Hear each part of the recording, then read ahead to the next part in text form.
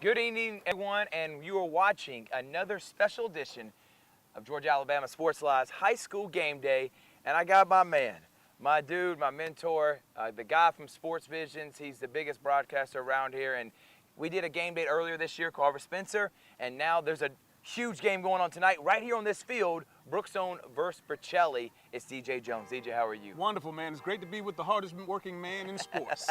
Had a lot of fun last night, and we'll talk about Glenwood's loss to Lee Scott as they had a fantastic season. But like I said, me and DJ, we're going to be chopping it up here. It's the ultimate pregame show. DJ will be calling the game with Dave Platt on BeAViking.com and Viking Live, and then I'm leaving here to go to Calvary and calling their semifinal game. Then you got Auburn Central, you got Carver and Spencer and Harris County hosting games. A lot happening football-wise in this area. All right, so let's go ahead and get into it, DJ. I was up in Montgomery at the Crampton Bowl. By the way, have you ever been to the Crampton Bowl? Of course. It is a beautiful stadium. Yes. The press box is elite. I was blown away where they had us set up. It's definitely one of the best setups we've had all season long. And Glenwood came up just short. Glenwood Gators finished the season 10-2. They really wanted this state championship. Since 2011, they're 0-5 in state championship games. I talked to Coach Fanning, Coach Nelson. They really wanted to get over the hump. Had a couple injuries, a couple bad breaks in that game, and ultimately they ended up losing by 10. But just it was a really good season, DJ, for the Glenwood Gators. I'm really proud of those kids. I'm proud of Coach Nelson. Tremendous season. I mean, unfortunately, got that close, but came up short. But what can you say? There's just been a fantastic season. Dallas Crow has been phenomenal. And again, he's probably been one of the more exciting players in the Bi-City area that we've seen this year. No doubt about it. He has been a playmaker. He has 20 touchdown passes. He had 10 rushing touchdowns. He was second on the team in rushing yards. Great season.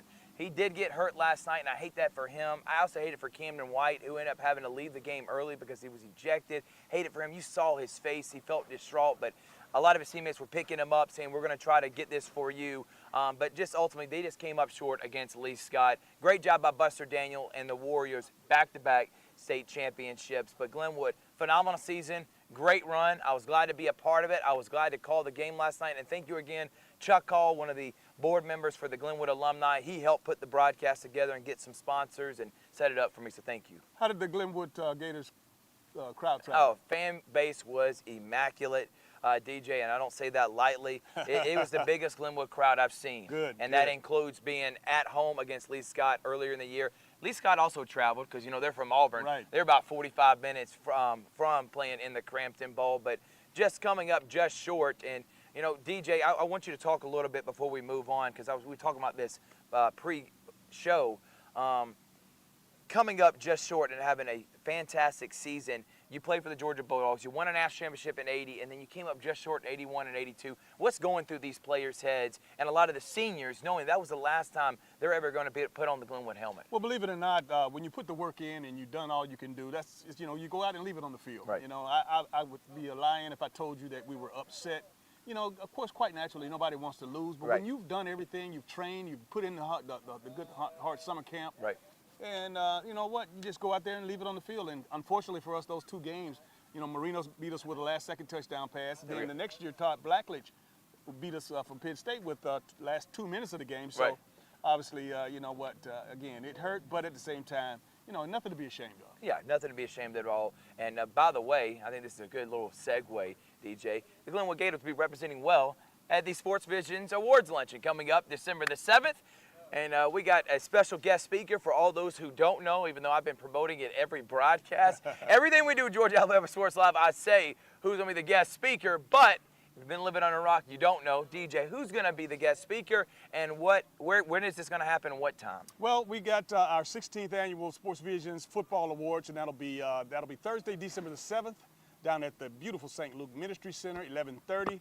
And of course, we're looking forward to, this season has been so unique. Yeah. So many players, or so many teams, in the playoffs, man. It's have to be at least a half dozen or so, or at least a dozen, not a half dozen, a dozen teams throughout our area. And this will probably be the biggest, and it's looking like that so far. We're still a couple of weeks away, but it's looking like one of the biggest ever.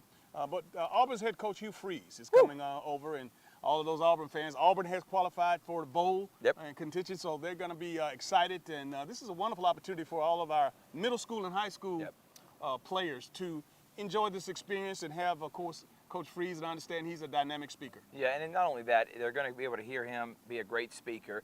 They're getting awards. They're getting acknowledged for their great hard work all season long, and then they get a great meal. I mean, I don't know if many people know about it, but if you love good home-style cooking, we get it every time at the Sports Vision Awards Luncheon. Cannot wait. December the 7th at the St. Luke Ministry Center. It's going to be a lot of fun. All right, without further ado, because I'm going to save, we'll preview all the games that are happening when we do our Morehouse School of Medicine high school pick'em.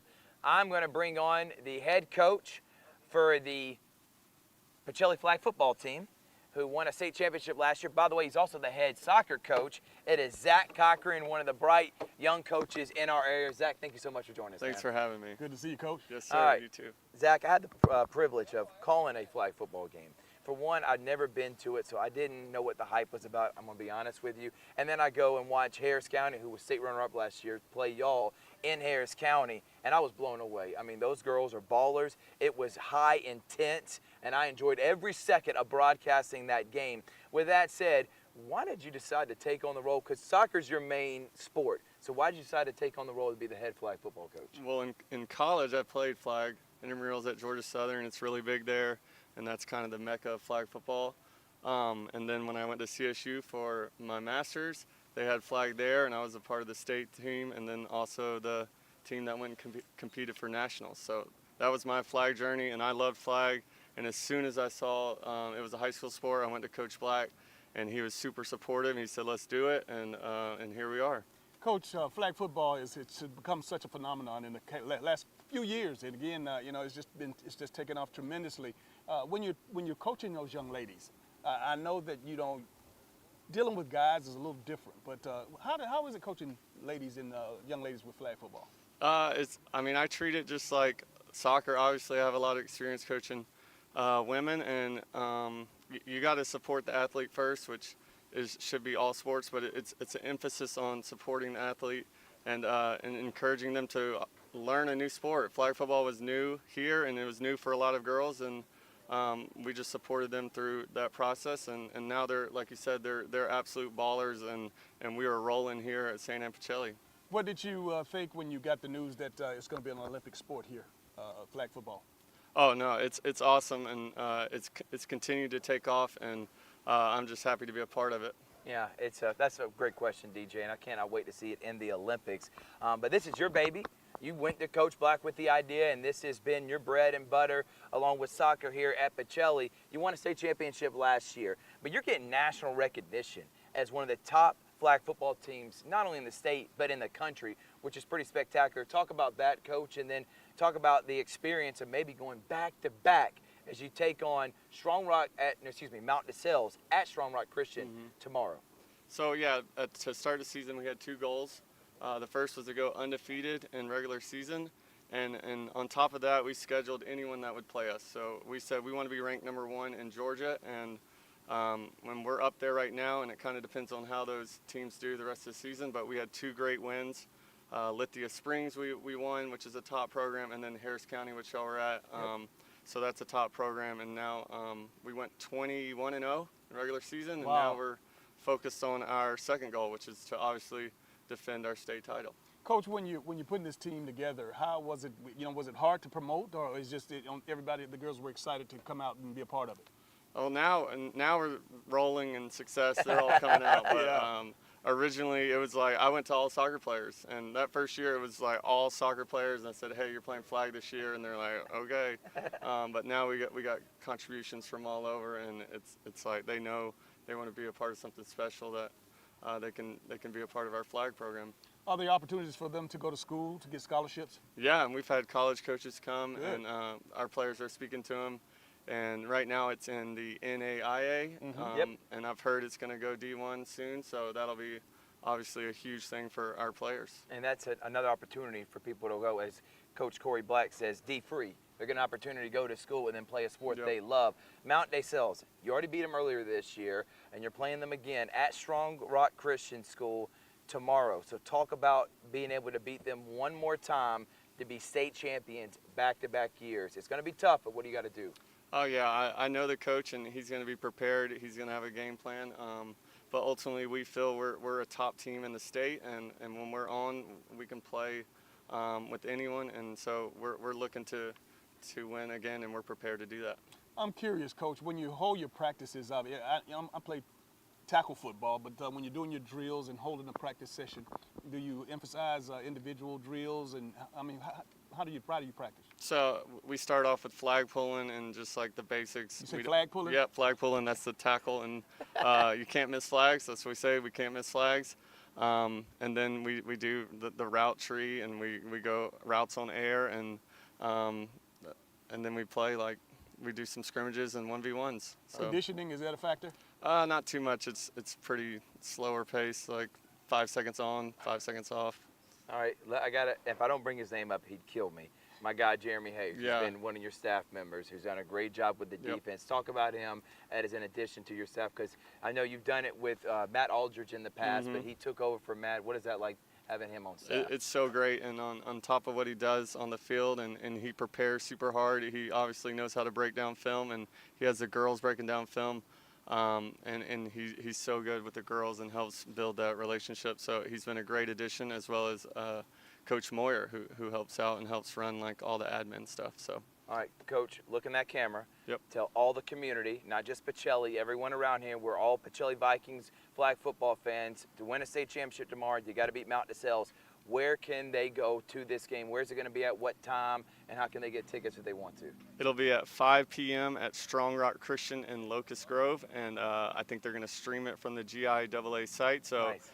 you can check that out, and go Vikings. Yeah, go Vikings. Thank you so you. much, Coach Cochran. Thank you. We're going to take a quick break, and then we're going to bring on Coach Corey Black right here on Georgia Alabama Sports Live High School Game Day.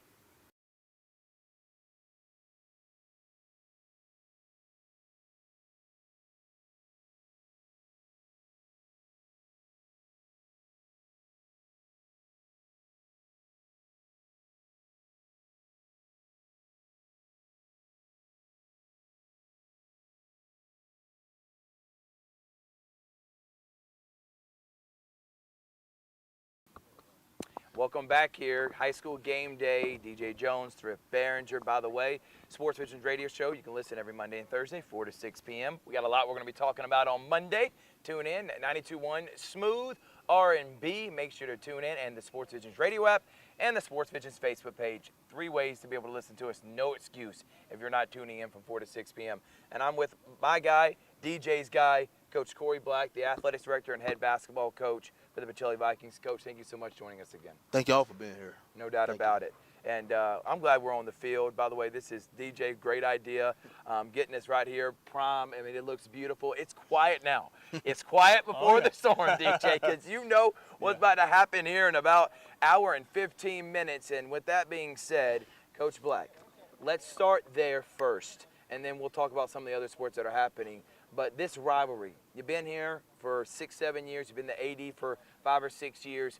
What does this rivalry mean for both schools, for those who don't know? It's a big deal. You know, it's the biggest game for both schools, and now with the states, now you know it's a chance to go to the Final Four. You know, it's not even about the rivalry now. It's about getting to the Final Four. It ain't got anything to do with the jug. Right. It's about getting to the Final Four so you can have a chance to win a state championship. But you got to get through this, and just so happened in our league, we got matched up this time in the quarterfinals. Last year was the semis.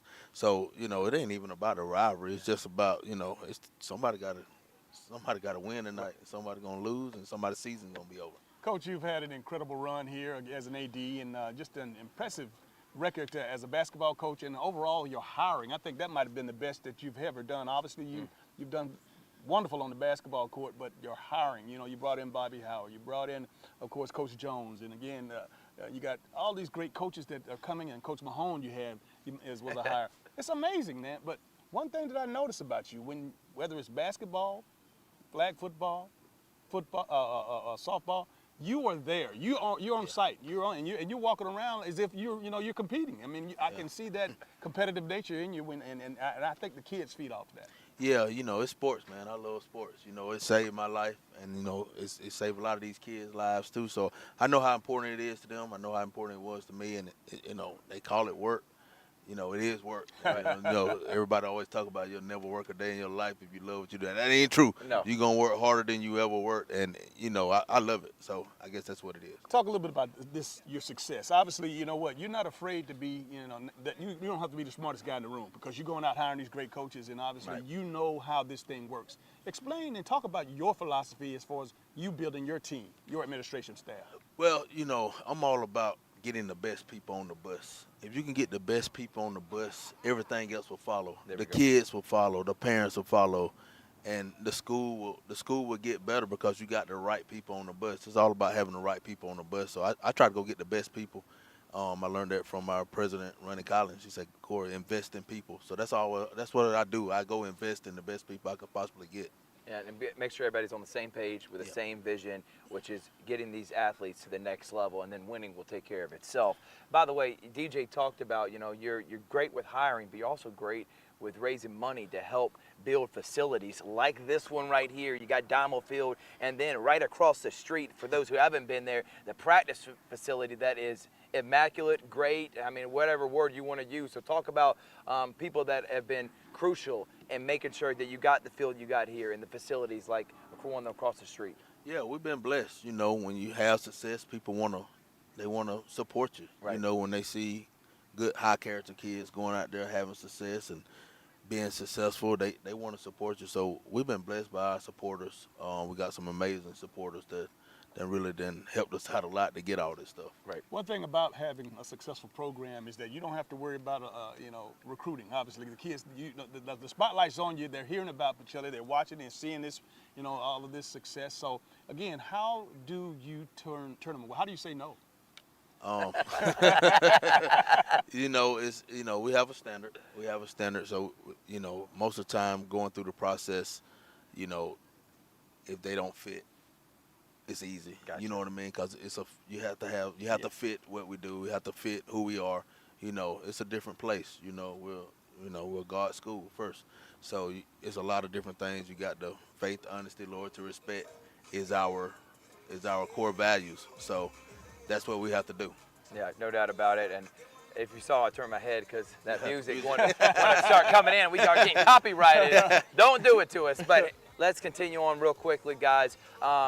You know, basketball season's about to start. Got to ask the question. Looking forward to it. I was on that ride last year. Looking forward to being on the ride this year. You had a scrimmage game against Hardaway, but you really don't have a season until football's over with. Yeah. So talk about what have your basketball team been doing here, and include Bryant Thomas and the girls too. Yeah, we've just been working. Bryant and the girls, they working hard. Now a lot of Bryant girls are playing flag football, so they are. You know, they're working when they can, but right now these girls are focused on winning the state championship and flag. And right now we're going every morning, 5 a.m., go to school, do Viking hour, go back to practice, and just keep working. 2% better. 2% better. Not 1%, we're 2%. All right, it's time now for the Morehouse School of Medicine. Shout out to Chandra Edwards. By the way, we had her on a few weeks ago. You could have listened to that show and the best of that we had yesterday. Thank you so much for Miss Chandra for what she does for Sports Vision, what she does for the community. And she's part of our high school pick'em, Morehouse School of Medicine. Let's go ahead and get into it. The Carver Tigers, the team on the hill, as DJ says, takes on Upson Lee. Upson Lee's 9-2. Carver's 8-3. Carver's hosting. DJ, how do you see this one playing out? Well, you know what? If we didn't have this humongous brawl 3 weeks ago down at Daugherty, down in Albany, you know, and again, you probably just hearing on the news that, you know, a couple of coaches have been let go, a couple of players have been suspended. Carver's not going to be with full arsenal tonight. No. So again, if somebody doesn't, you know, step up, you know, again, they always say next man up. If that doesn't happen, we could see an upset. Yeah, no doubt about it.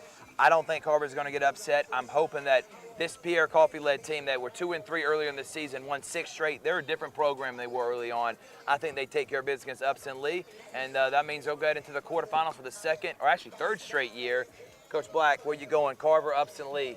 It's going to be hard for Upson Lee to come to Columbus, Georgia and win. I'm going with the Carver Tigers tonight. Spencer Green Waves finally got a playoff win, DJ, last week. Congratulations to Joseph Kegler. They won back-to-back region champs, but they haven't won a playoff game until last week. They take on Fitzgerald.